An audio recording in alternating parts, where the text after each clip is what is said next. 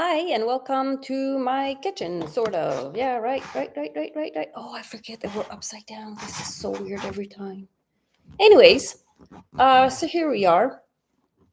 Um, like I said, hi and welcome to my kitchen and my world. My name is Rochelle Fortin, and I have a blog and website called Feeding a Crowd, which is feeding-a-crowd, because feeding a crowd is for sale for over $3,000, and I'm not doing that. So today, we are going to have some eggnog because I made eggnog my way, the simplest, easiest possible way that exists that I've been making for so long. Um, and then also, don't forget to follow me on Facebook, Instagram, and Pinterest. All my recipes are on Pinterest, and there's so much to look at there. So that's always very much fun. And then so today, no, so not today, yes, today. So this week, I posted 3 recipes, which were biscotti, these biscottis, which were the holiday biscotti. Um, they're amazing. They smell delicious.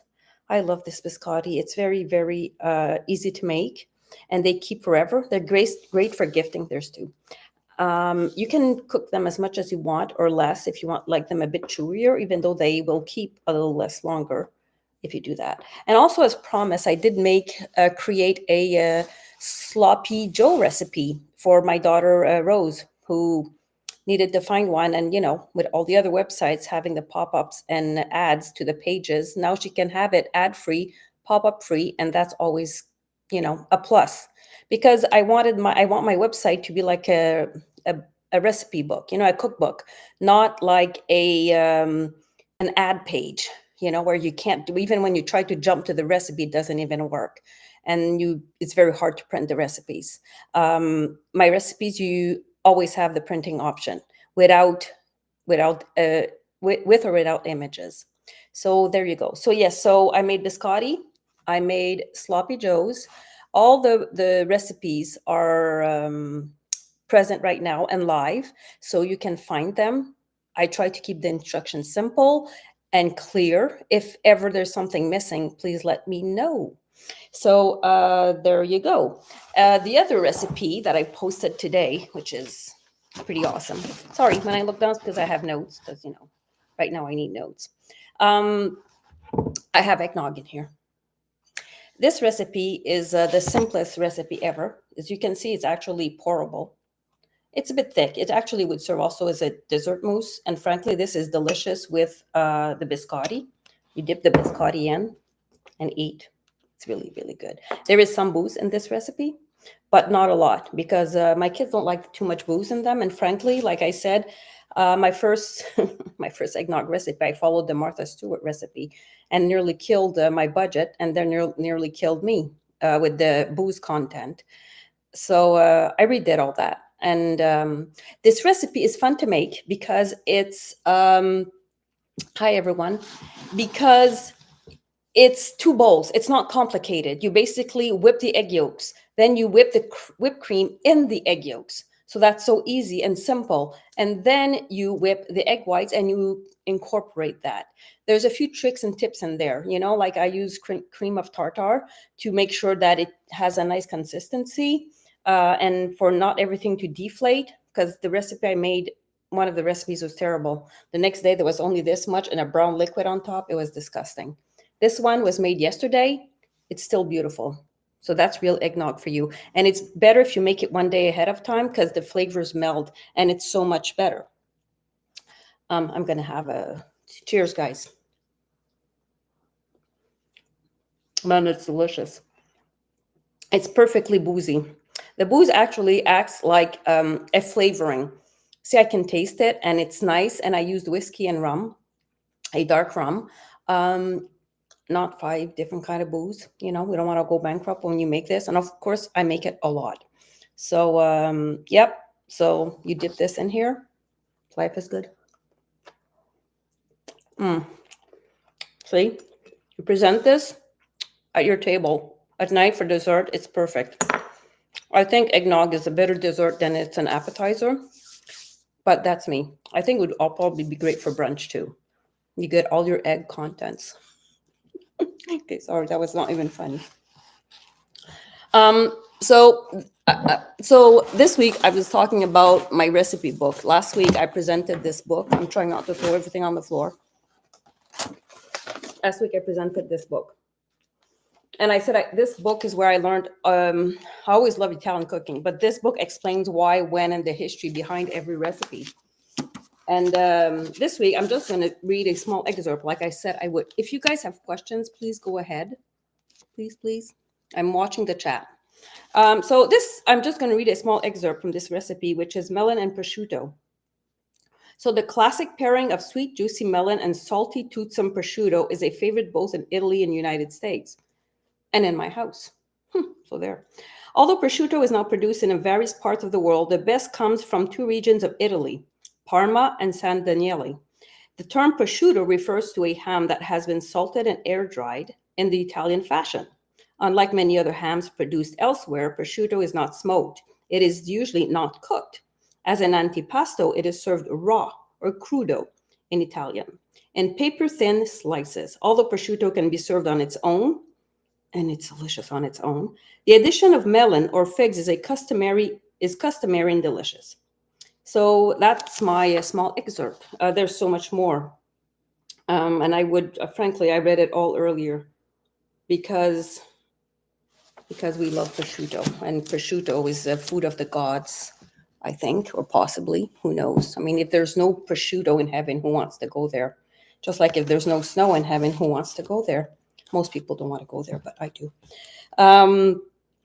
So prosciutto and melon is one of my favorite antipasto to serve because it's easy, it's fresh, it's simple, and under like other antipasto plates, it doesn't overfill you. You can still eat your ossobuco. You can still eat, the big pasta plate after. It's a perfect appetizer to serve anytime.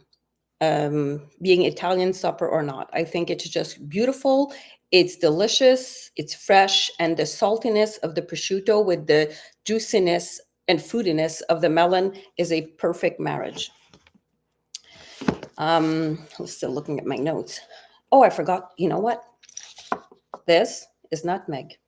Now, I'm going to lower this. I don't know if it'll show.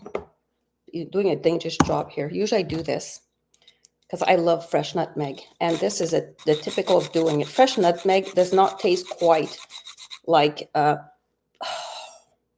you have to try. If ever you can buy nutmeg, buy it. Use your citrus grater to put it over your food or in your food.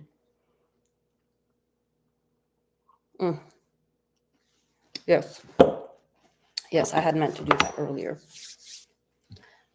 Back to the serious world of blogging. So my discovery of the year, thanks to my daughter-in-law, Natalie.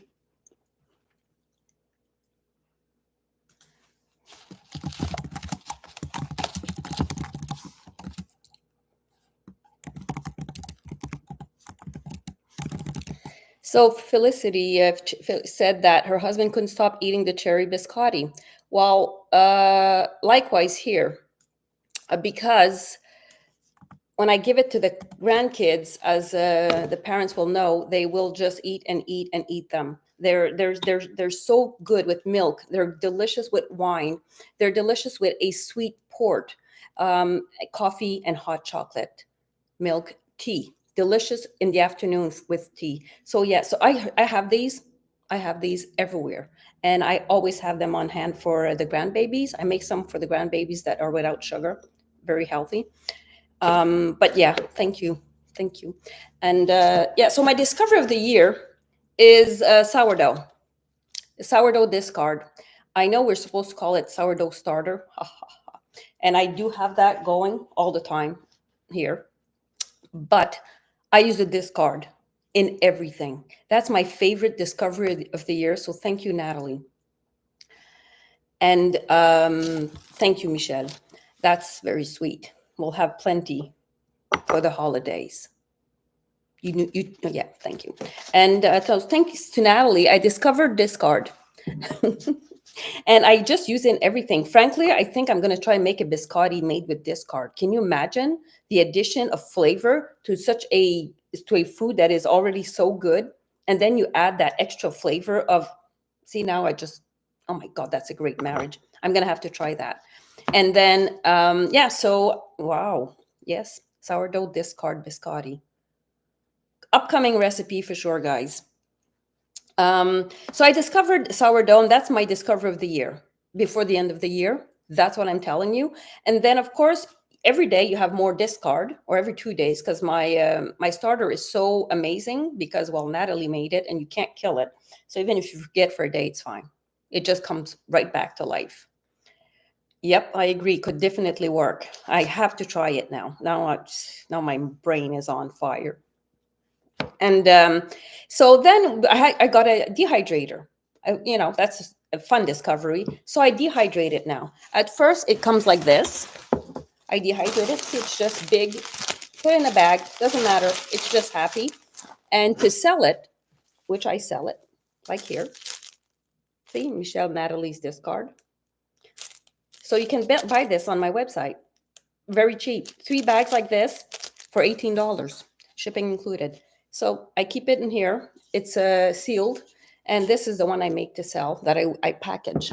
So yeah, super duper discard. I am so happy with sourdough discard, and it's very good. I have not done all the studies on how good it is for gut health, because it's everywhere. All you have to do is look it up, and it's really good for people that are gluten sensitive. And I did not know that, but apparently sourdough bread does not affect people that are sensitive to gluten as does normal bread. Maybe that's why so many people today are allergic to gluten. We all need to go back to sourdough. Yeah, it's all the whole thing that I'm learning. So I would still like, guys, to oh, that's a great question, Ferry. Can you grate cinnamon? That is such a great question. Can I grate cinnamon? Of course I have cinnamon. By the way, this is great. I had one of my 6-month-old grandchildren here the other day, and he's teething like crazy. He's 6 months old and has 4 teeth already, and he was teething like nobody's business. Gave him a cinnamon stick, chewed it for 2 hours nonstop. It was like his cinnamon stick. Let's see how this works. I did not know. Can we? It works, guys. I did not know you could do this. Okay, I love it. Thank you.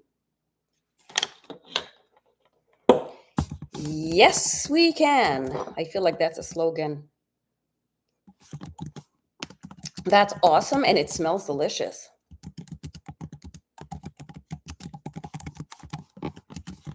So yes.